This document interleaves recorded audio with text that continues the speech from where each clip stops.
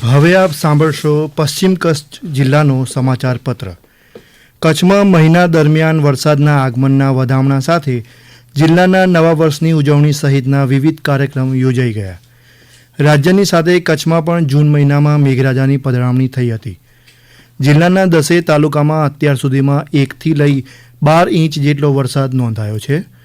સૌથી વધુ વરસાદ મુન્દ્રા તો સૌથી ઓછો વરસાદ છેવાડાના લખપત તાલુકામાં નોંધાયો હતો. અષાઢ મહિનાના પ્રારંભ સાથે કચ્છમાં વરસાદનું આગમન પણ થઈ ગયું છે.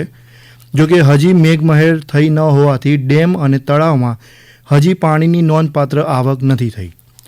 કચ્છમાં મહેનત, ધગશ તથા સર્વજન હિતાયના વિચાર બીજ થકી પ્રાકૃતિક ખેતી કરતા ખેડૂતો વિવિધ પ્રકારની ખેતી કરીને ઉચ્ચ ગુણવત્તાયુક્ત ઉત્પાદન સાથે રાસાયણિક ખેતી કરતાં પણ વધુ નફો રળી રહ્યા છે. પ્રાકૃતિક ખેતી કરતા ખેડૂતો પૈકી અબડાસાના કનકપરના દિનેશ ડાયાનીએ પ્રાકૃતિક પદ્ધતિની સરગવાની ખેતી કરવામાં સફળ થયા છે. તેમણે ઘણા સારા પરિણામ મેળવીને અબડાસાના ખેડૂતો માટે શ્રેષ્ઠ માર્ગ ચીંધ્યો છે. પ્રાકૃતિક ખેતી અપનાવનારા ખેડૂત જણાવે છે કે વર્ષ 2019થી પ્રાકૃતિક ખેતીની શરૂઆત કરી હતી. અમદાવાદ ખાતે સુભાષ પાલેકરની શિબિરમાં તેમણે ભાગ લીધો હતો. તેમજ સામાજિક માધ્યમથી પ્રાકૃતિક ખેતી અંગે માર્ગદર્શન મેળવ્યું અને પ્રાકૃતિક ખેતીનો પ્રારંભ કર્યો. આજે તેઓ 3,10,000 રૂપિયાની ચોખ્ખી આવક મેળવી રહ્યા છે.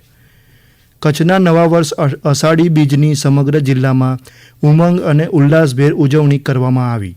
ભુજ, ગાંધીધામ, માંડવી, રાપર સહિતના સ્થળે યોજાયેલી રથયાત્રામાં ભાવિકો મોટી સંખ્યામાં જોડાયા હતા. જિલ્લાના રાજપરિવારે પણ અષાઢી બીજ નિમિત્તે વિશેષ પૂજા અર્ચના કરી હતી. પ્રસિદ્ધ તીર્થધામ નારાયણ સરોવર ખાતે ચાંદીના રથ સાથેની યાત્રા યોજાઈ હતી. આ તરફ નીતિ આયોગના નાયબ નિયામક અંશિકા ગુપ્તાએ દયાપર ખાતેથી પદાધિકારીઓ અને જિલ્લા વિકાસ અધિકારી S.K. પ્રજાપતિની ઉપસ્થિતિમાં મહત્વાકાંક્ષી તાલુકા લખપત અને રાપર ખાતે સંપૂર્ણતા અભિયાનનો પ્રારંભ કરાવ્યો હતો. તાજેતરમાં ભારત સરકારના નીતિ આયોગે આ અભિયાનનો પ્રારંભ કર્યો છે, જે અંતર્ગત દેશભરમાં 6 માપદંડ સાથે તાલુકાના સર્વાંગી વિકાસ માટે રણનીતિ બનાવવામાં આવી છે.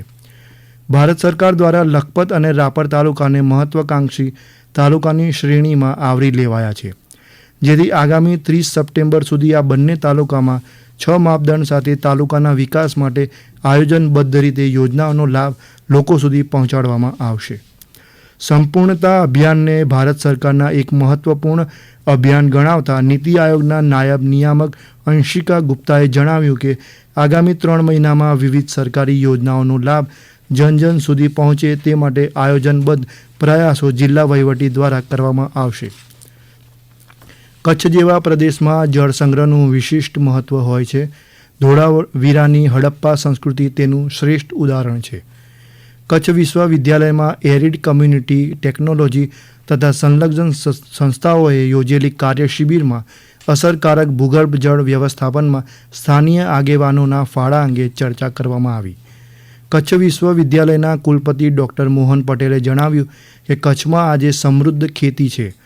કેરી અને દાડમની પેદાશ તેનું શ્રેષ્ઠ ઉદાહરણ છે, પરંતુ ભૂગર્ભ જળનો બચાવ તે પણ એક મુખ્ય જરૂરિયાત છે. કચ્છ સહિત સમગ્ર રાજ્યમાં ત્રિદિવસીય શાળા પ્રવેશોત્સવ ઉમંગભેર ઉજવાયો. લખપત તાલુકાની માતાના મઢ પ્રાથમિક શાળા ખાતે પ્રભારી સચિવ અને આરોગ્ય કમિશનર હર્ષદ પટેલે ભૂલકાઓને શાળામાં પ્રવેશ અપાવીને શાળા પ્રવેશોત્સવનો પ્રારંભ કરાવ્યો હતો.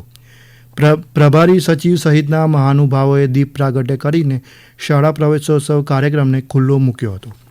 પ્રભારી સચિવે જણાવ્યું કે શાળા શિક્ષણ અને કેળવણીમાં રાજ્ય સરકારના શાળા પ્રવેશોત્સવ કાર્યક્રમે મહત્વનો ભાગ ભજવ્યો છે.